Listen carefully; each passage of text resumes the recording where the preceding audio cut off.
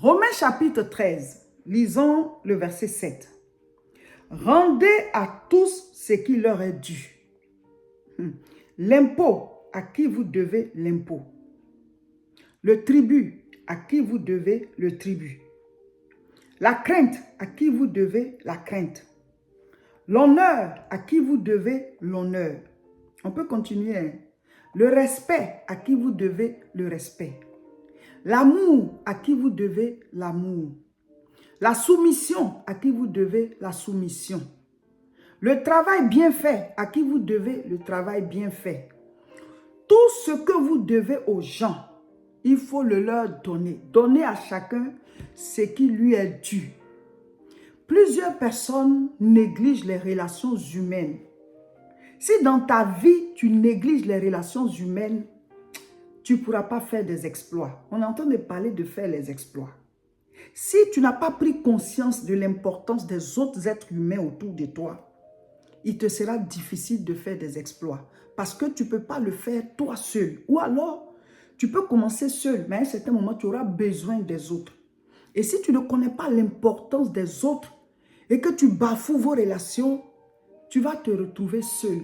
Alors que ton exploit là, tu as besoin des autres. Et pour que tu puisses travailler avec les autres, il y a des efforts que tu dois faire sur toi. Tu dois supporter certains aspects de ces personnes qui, elles aussi, supportent certains aspects de ta personne à toi. Nous devons, chacun de nous, laisser certaines branches de nos vies être brisées. Voilà, faire des compromis pour dire, je laisse tomber ceci, je n'aime pas ça, mais si la personne est comme ça, je dois la supporter parce qu'on doit aller ensemble, on doit travailler ensemble, on doit réaliser des choses ensemble. Prenez conscience de l'importance des relations humaines. Certains s'en foutent des autres. Tu ne peux pas t'en sortir seul. Certains s'en foutent même de leur famille. Tu vas finir misérable, pauvre et seul. Certains s'en foutent de leurs amis. Tu as des gens qui t'aiment bien, qui sont attachés à toi, mais tu ne leur accordes pas d'importance. Mais tu vas finir seul. On ne peut pas s'en sortir seul. Même nos voisins, on a besoin d'eux. La Bible dit le voisin proche est mieux qu'un frère qui est loin. Donc, si tu ne sais pas entretenir les relations avec les autres, tu risques de te retrouver seul, sans personne pour t'aider, ou alors tu as des idées, mais tu ne peux pas aller jusqu'au bout, parce qu'il faut que tu sois accompagné à un certain moment pour que ça puisse prendre. Alléluia. Mes frères, mes sœurs, la Bible dit de rendre à chacun ce qui lui est dû. Alors, qu'est-ce qu'il faut? Dans ta vie, tu regardes, en commençant par ta famille. Qu'est-ce qu'il faut à ton conjoint, pour ceux qui sont mariés, à ta conjointe? C'est l'amour. Tu dois aimer cette personne avec qui tu vis. Mais souvent, vous laissez la personne, vous partez donner l'amour dehors. Ou alors, vous ne donnez pas dehors, mais ce sont des relations de conflit à tout moment. Pour rien, on peut bien maintenir la paix, mais ce sont des conflits parce qu'il y a l'orgueil et tout. On ne pardonne pas, on n'est pas prêt à laisser tomber certaines choses. Ou alors, pour peu de choses, voilà, on est énervé et tout. Et puis, au lieu que vous soyez dans une atmosphère qui va vous amener à bâtir, vous êtes dans une atmosphère de guerre et de conflit. Et puis, vos pensées sont régulièrement occupées par ces conflits-là. Et le temps passe, vous ne réalisez rien, vous ne pouvez pas faire vos exploits parce qu'on ne réalise rien en situation de conflit. Rétablissez la paix entre vous et ceux avec qui vous vivez, en commençant par vos conjoints, avec vos enfants. Qu'est-ce qu'il faut à vos enfants pour ceux qui en ont? C'est la paix et l'amour. Vous devez aimer ces enfants-là. Vous devez vous occuper d'eux, jouer votre rôle de parent. Jouez votre rôle de parent. Souvent, vous démissionnez. Vous démissionnez. Vos enfants ont besoin d'eux, mais vous ne leur donnez pas ce qui leur est dû. Tu leur dois quoi à ces enfants-là? Tu leur dois de l'amour, tu dois les éduquer, tu dois les aider, leur donner tout ce qu'il faut selon tes moyens pour qu'ils puissent avancer. Mais souvent, tu as des moyens, mais tu ne joues pas ton rôle de parent. Tu as des moyens, tu ne joues pas ton rôle de parent. Tu as du temps, mais tu n'accordes pas à tes enfants. Mais tu as besoin d'eux. Aujourd'hui, peut-être c'est eux qui ont besoin de toi, hein. Mais plus tard, tu auras besoin d'eux. Ce que tu veux que tes enfants te rendent, il faut s'aimer cela dans leur vie pendant qu'ils sont jeunes. Maintenant, s'ils ont déjà grandi et que tu n'as pas pu s'aimer ce qu'il faut, tu peux toujours rattraper. Ce sont toujours tes enfants.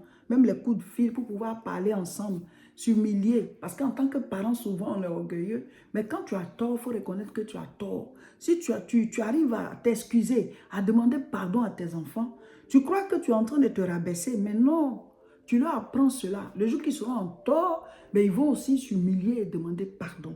Parce que papa le fait, maman le fait. Il faut qu'il y ait la paix autour de vous pour que vous puissiez faire vos exploits.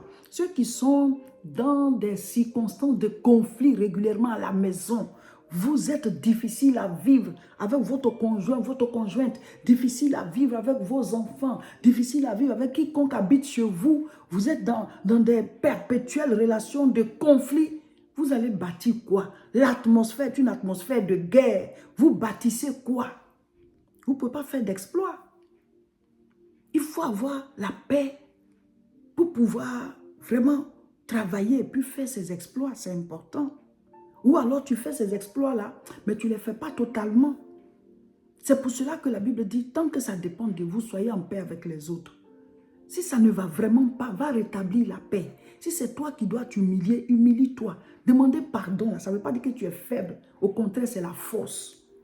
Parce que tu as dû renoncer à ton orgueil pour le faire. C'est que tu es fort. Alléluia. Mes frères, mes sœurs, les relations humaines. Après la famille, il y a les voisins, les collègues, ceux qu'on voit tous les jours, les êtres humains avec qui on est tous les jours. Vous travaillez quelque part et vous êtes en perpétuel conflit avec vos collègues, avec vos patrons. Allez vous réconcilier, allez demander pardon. Je ne dis pas de manger ensemble, hein. Mais là où tu travailles, là, tu dois avoir la paix. C'est-à-dire, dans tes pensées, là, tu ne dois pas tout le temps te demander si quelqu'un ne va pas faire quelque chose contre toi. C'est vrai qu'il y aura toujours de mauvaises personnes, quel que soit ce que tu vas faire, la paix ne sera pas rétablie. Mais la Bible dit, tant que ça dépend de toi, va faire la paix. Si c'est à toi de te rabaisser, si c'est à toi de demander pardon, fais-le. Pour que dans tes pensées, tu n'aies plus un conflit là, dans un coin de la tête, en pensant à quelqu'un, ah, je suis en guerre avec telle personne, je suis en conflit avec telle personne. Tu n'auras pas la paix. Mais quand tu as rétabli la paix, tu allais demander pardon, tu t'es excusé. Si la personne continue de penser des choses, c'est elle seule. Mais toi, tu auras la paix dans ton cœur. On ne peut pas faire d'exploit dans une situation de conflit, dans une atmosphère de conflit. Rétablissez la paix autour de vous. Tenez compte de l'importance des relations humaines. On a besoin des autres. Si c'est à l'école, si ce sont tes voisins, va demander pardon. Rétablissez la paix. Vous vivez quelque part, vous êtes en perpétuel conflit avec vos voisins. La Bible dit un voisin proche est mieux qu'un frère éloigné. Ça ne veut pas dire qu'on ne doit pas avoir des frères, hein. Mais s'il y a quelque chose chez toi, là, s'il y a quelque chose chez toi, ou bien quelque chose arrive, voilà, on ne souhaite pas. Mais s'il y a quelque chose chez toi, ce sont tes voisins d'abord, avant que ta famille ne vienne. Tenez compte de l'importance des relations humaines. Tu habites quelque part, tu es en parole avec tous ceux qui sont autour de toi. Même bonjour, tu ne dis pas. Mais tu es quel genre de chrétien? Tu es quel genre de chrétienne? C'est vrai qu'il y a des gens difficiles. Même si tu dis bonjour, ils ne vont pas répondre et tout. Mais toi, fais ta part. Autant que ça dépend de toi, sois en paix avec les autres. Tenez compte de l'importance des relations humaines sur cette terre-là. Tu veux faire des exploits, il faut que tu saches que les autres sont importants. Et tu devras les supporter avec leur caractère. Mais toi, tant que tu es basé sur Dieu, tant que tu t'appuies sur lui, tu auras toujours la force. Tu ne peux pas vivre quelque part et tu es en conflit avec tous ceux qui sont autour de toi. Tous tes voisins, vous êtes en conflit. Il y a un problème. Le jour qu'il y a un danger chez toi, qu'est-ce qui va se passer? Qui va t'aider? Qui va te secourir? C'est dangereux. Et avec ça, on dit on est chrétien. Mais comment ta lumière va briller devant eux? C'est vrai qu'il y a des gens difficiles. Hein? Je ne vous dis pas que c'est simple. Il y a des gens, ils sont mauvais même. Mais la Bible dit quoi? Nous, on est la lumière du monde. Donc, prie. Souvent, on dit, ah, mais ils sont sorciers. Ma voisine, elle est sorcière. Mon voisin, il est sorcier. Il m'attaque. Mais entre eux et toi, qui doit avoir peur?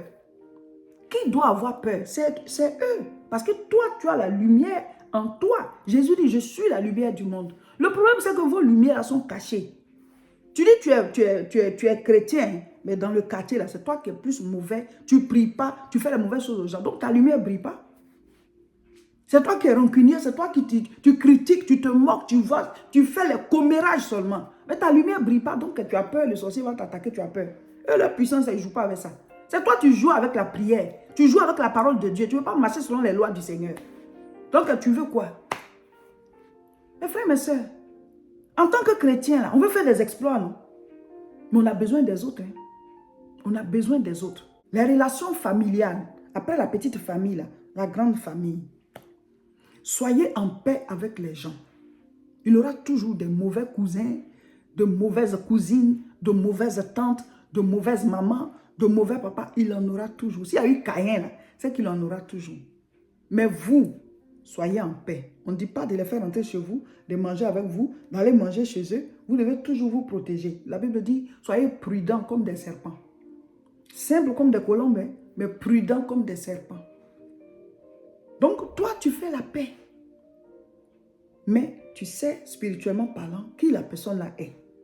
Donc, tu baisses pas la garde dans la prière, c'est tout. Parce que la lumière a le dessus sur les ténèbres. Mais vous maintenez des relations où, avec des frères, des soeurs, vous ne vous parlez pas depuis des années. C'est grave. C'est vrai qu'on peut se perdre de vue. Hein. On ne dit pas d'aller chercher tout le monde pour leur dire bonjour. Voilà. Si la personne avant, vous étiez tout le temps ensemble et que maintenant chacun d'un côté, bon, ça se comprend.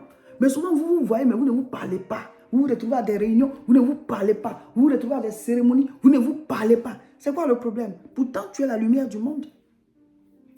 On ne dit pas d'être ami avec la personne, mais rétablissez la paix. Dieu nous appelle à vivre en paix. Jésus dit, je vous donne ma paix. Je ne vous la donne pas comme le monde la donne. Notre paix n'est pas basée sur les critères de ce monde. Notre paix, elle est là parce qu'on représente Christ, tout simplement. Les relations humaines, mes frères, mes sœurs. Relations familiales, relations avec les collègues, relations avec les voisins. Petite famille comme grande famille. Maintenant, il y a des gens dans nos vies qui sont comme des portes. Je vais lire. Jean 10, verset 9.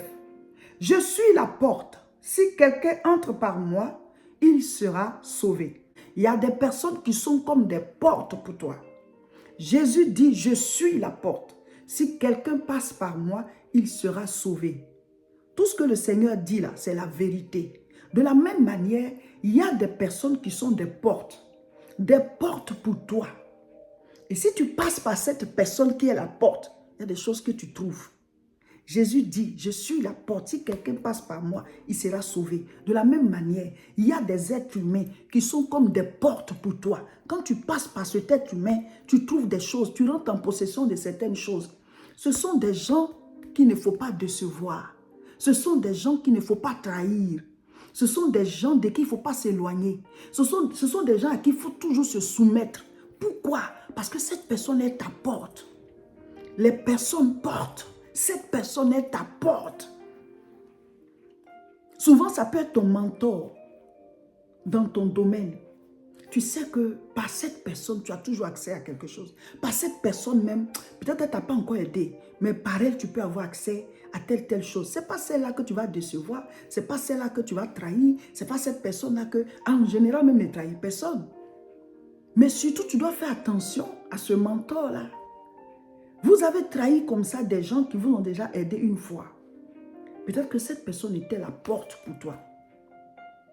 Et tu as trahi cette personne. Ou alors, dès qu'on t'a aidé, tu as sorti un mauvais comportement. Et cette porte s'est fermée. Il y a des personnes portes. Il y a des personnes portes. De la manière dont Jésus dit, je suis la porte. Si tu passes par moi, tu seras sauvé. Il y a des personnes qui sont des portes. Alors, la relation entre nous et les personnes portes, ce ne sont pas des relations d'égal à égal. C'est-à-dire, par exemple, quelqu'un t'a aidé à avoir du travail. Cette personne est une personne porte pour toi. Donc, de temps en temps, toi, tu appelles la personne, tu lui dis bonjour et tout. Quand tu la vois, voilà, tu la respectes. On ne te dit pas d'être lèche-botte, hein, mais tu ne peux pas trahir cette personne, tu ne peux pas lui faire du mal parce que cette personne a été une porte pour toi. Et puis, depuis un certain moment, voilà, vous ne vous voyez plus. Et puis toi, tu dis, bon, celui-là, quand il ne me voit pas, il ne peut même pas m'appeler. Il ne cherche même pas à aller chez moi. La dernière fois, il y avait l'anniversaire de son enfant. Je suis partie autour de mon enfant. Il y avait l'anniversaire de mon enfant. Il n'est pas venu. Ce que je veux vous faire comprendre là, c'est que la personne porte là. Vous ne devez pas avoir, c'est-à-dire vous ne devez pas vous dire que ce que je lui fais, elle doit me faire aussi. Non. C'est toi qui es dans le besoin. Tu as besoin de cette personne. Vous n'êtes pas au même niveau. Toi, tu dois te soumettre. toi, tu dois respecter cette personne. Toi, tu dois te rabaisser. Parce que la personne, elle t'apporte vers un niveau. La personne, elle t'apporte vers des dimensions. La personne, elle t'apporte, elle peut t'aider à atteindre des niveaux. Ah, parce qu'il ne me salue plus, moi, je ne le salue plus. Toi, tu n'as pas compris qui la personne est pour toi. Parce que, voilà, la dernière fois, là, j'étais allé chez lui. Lui n'est pas venu me voir. Toi, tu ne sais pas qui la personne est pour toi. Vous n'êtes pas d'égal à égal. C'est toi qui as besoin de la personne. C'est une personne qui est ta porte. Vous avez gâté comme ça des relations. Vous avez perdu des mentors. Vous avez perdu des personnes qui pouvaient vous emmener à des niveaux élevés. Parce que pour vous, vous croyez que vous êtes pareil. C'est à toi de te rabaisser. Tu as besoin de la personne. Et même quand tu n'auras plus besoin de la personne porte. Quand après tu l'as trahi, même si ce n'est pas elle, mais ça va te revenir quelque part parce que tu as sémé la trahison. Donc les autres portes ne vont pas s'ouvrir. Tout ce que Dieu veut vous donner, il passera toujours par des êtres humains. Il y a des lois, ne badinez pas avec. Ça crée des cycles. Ce qu'un homme aura sémé, il le moissonnera. La Bible dit, ne vous y trompez pas. Ne vous y trompez pas. Donc, dans la vie, là, il faut identifier chaque personne. Celui-là, je lui dois quoi? Celle-là, je lui dois quoi? Celui-ci, je lui dois quoi? Et rendez à chacun ce que vous lui devez. Respecte ce que tu dois respecter. Honore ce que tu dois honorer. Donne l'amour à ceux à qui tu dois donner l'amour. Donne en tout cas, identifie ce que tu dois donner à chaque personne et donne-lui. Ne négligez pas les relations humaines dans vos exploits. Vous avez besoin des autres. On peut avancer au début, on peut aller seul, hein, mais devant, on a besoin des autres. Les membres de nos familles, nous devons maintenir une bonne atmosphère familiale parce qu'on ne bâtit rien dans les conflits. Mettez la paix chez vous. Vous qui trahissez vos conjoints, vos conjointes. Vous qui ramenez les problèmes à la maison, le mal-être à la maison. Vous qui ramenez la douleur, la souffrance dans les cœurs de ceux avec qui vous vivez. La Bible dit, si deux s'accordent et demandent quelque chose, Dieu donne. Quand ton mari, et ta femme et monsieur et madame, vous êtes ensemble, et puis il y a un qui trahit l'autre, vous n'êtes plus accordé. Ah, tu vas tromper la personne, et puis vous n'êtes plus accordé. Et puis vous voulez réussir. Vous voulez aller contre les lois de Dieu. La Bible dit si deux s'accordent. Même si apparemment vous causez et tout. Mais spirituellement parlant, vous n'êtes pas accordé. Parce qu'il y a la trahison, il y a la tromperie, il y a l'adultère au milieu. Donc vous n'êtes pas accordé. Donc ça fait que les projets là, ça piétine et tout. Ce sont les lois spirituelles. Tout ce qui est verset biblique, ce sont des lois spirituelles. Il dit, si tu crois en Jésus-Christ, tu es sauvé. Quand on a cru, on est sauvé. C'est spirituellement. Donc, s'il dit aussi que si tu commets l'adultère, tu es en train de pécher contre ton propre corps et que tu es en train de détruire cette relation amoureuse entre ton mari et toi, bien ta femme et toi, parce que vous n'êtes plus accordés. C'est que c'est vrai aussi. Mes frères, mes soeurs, entretenez de bonnes relations humaines autour de vous si vous voulez faire des exploits. Le jeûne est très puissant. On est nourri. Quand vous allez sortir du jeûne, il faut chaque fois réécouter les enseignements et bâtissez votre vie, mettez de l'ordre, faites face, vous mettez de l'ordre dans chaque domaine et vous faites face pour pouvoir faire vos exploits. Si tu veux faire des exploits, tu dois tenir compte des autres êtres humains. Prends conscience des relations humaines sur cette terre. Prends conscience de l'importance des autres personnes. Les gens de ta famille, tes amis, tes voisins, même ceux avec qui tu vis à cette époque, prends conscience de leur importance. Il y en a qui seront tes clients. Il y en a qui vont venir assister à tes concerts. Il y en a qui vont acheter tes livres. Il y en a qui vont acheter la nourriture que tu vends. Il y en a qui vont te secourir en cas de danger. Vous voyez, on a besoin des autres. Tu as besoin des autres. Prenez conscience des relations humaines. Sachez entretenir vos relations avec les autres. Mes frères, mes sœurs, c'est vrai qu'il y aura toujours de mauvaises personnes pour vous faire de mauvaises choses. C'est vrai qu'il y aura toujours des gens qui vont vous trahir. Mais ça ne veut pas dire que tout le monde est mauvais. Et même ceux qui nous font souvent de mauvaises choses, ils sont comme des couteaux que Dieu utilise pour nous tailler. Parce que peut-être qu'on a un peu de chair, un peu de chair de trop. Parce que la Bible dit quoi? En tant que chrétiens, nous sommes un peuple circoncis. C'est-à-dire qu'il y a la chair là. Les choses qui ne sont pas de Dieu qui doivent quitter nos vies. Peut-être que tu manques de patience. Dieu va utiliser quelqu'un comme couteau pour te tailler, pour que tu puisses acquérir la patience. Peut-être que tu es quelqu'un qui est trop coléreux, coléreuse. Et Dieu va utiliser quelqu'un pour te débarrasser de cette colère-là. Donc, souvent, les mauvaises personnes ont leur rôle même dans nos vies. Dieu les utilise pour nous faire acquérir les qualités de vie, les qualités humaines qu'il veut qu'on ait. Maintenant, quand ça ne s'est pas bien passé avec quelqu'un, tu dois rétablir la paix avec la personne. La Bible dit, autant que cela dépend de vous, soyez en paix avec les autres. Ça ne veut pas dire soyez amis avec les autres, c'est différent. Être ami, c'est un niveau supérieur. Rétablir la paix, ça veut dire il faut que tout conflit s'arrête. Donc, ce que tu dois faire pour que la personne et toi, il n'y ait plus de conflit entre vous. Vous voyez ceux avec qui on vit, qu'on rencontre sur la route et tous les êtres humains de notre époque. Quand tu vois quelqu'un, vous n'êtes pas en guerre, tu peux le saluer. Lui aussi peut te saluer, vous pouvez vous demander des renseignements. C'est l'absence de guerre, là, c'est ça. C'est-à-dire, entre toi et lui, il n'y a pas d'histoire, il n'y a pas de conflit.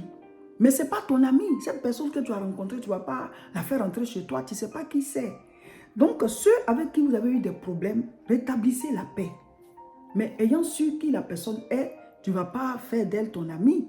Les amis, on les choisit. Même Dieu choisit ses amis. Hein? Dieu choisit ses amis. Mes frères, mes soeurs, on ne devient pas ami de Dieu comme ça. Il y a des grades. Il y a ta consécration. Il faut le chercher jusqu'à ce que tu le trouves. Sinon n'importe qui comme ça ne devient pas ami de Dieu. On est tous enfants de Dieu. Mais pour devenir ses amis, amis de Dieu, comme les Abraham, les Isaac, les Jacob et tout, et même des gens de notre époque, ou même des époques passées, à chaque génération, il y a des gens qui sont des amis de Dieu, mais il y a des niveaux. De la même manière, il doit y avoir des conditions pour que des gens soient vraiment dans ton intimité, que ces personnes fassent partie de ton cercle d'influence. Donc, on ne te dit pas de prendre les gens comme ça et puis, voilà, parce qu'hier, la personne t'a fait du mal, je lui ai pardonné. Allez, on est encore ensemble, on mange ensemble, on fait tout ensemble. Mais toi, tu as pardonné, mais tu ne sais pas ce qu'il y a dans le cœur de la personne. Elle peut toujours te faire du mal. Parce qu'on n'a pas les mêmes cœurs. Hein? On n'a pas les mêmes cœurs. Mais autant que ça dépend de toi, toi, sois en paix avec la personne. Par rapport aux exploits, il y a beaucoup à dire.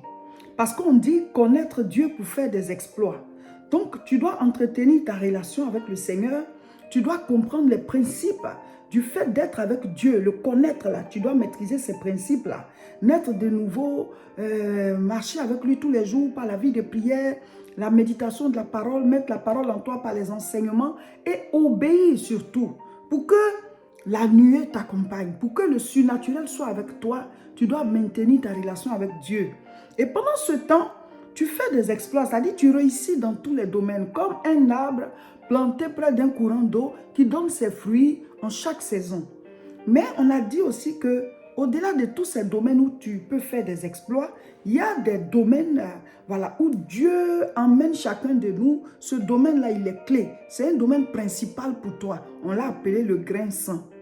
Que la bonne terre qui a reçu la graine, quand ça a germé et que ça a produit des fruits, ça a donné un grain 30, un grain 60, un grain 100. Matthieu chapitre 13, à partir du verset 1, on nous parle de la parabole du semeur. Donc ce grain 100 là, on dit que c'est ton domaine principal, ton domaine où Dieu, voilà, il veut te révéler. Tu dois le trouver. Tu dois trouver ce domaine-là, soit par la prière, le Seigneur va te parler. Il ne va pas forcément faire comme le buisson ardent de Moïse, mais il peut se révéler à toi aussi, hein? Soit en songe ou bien te montrer quelque chose et puis paf, tu te rends compte que c'est ça là que je dois faire, voici mon domaine clé. Ça peut être ton métier, ça peut être le talent que tu as, mais quelque chose que Dieu va prendre pour te faire briller afin que d'autres trouvent des solutions à travers toi. Et d'autres aussi vont briller pour que toi tu trouves des solutions à travers eux. Donc, il y a beaucoup à dire sur cet aspect. Donc, tout ce qu'on a dit, chacun de nous doit appliquer.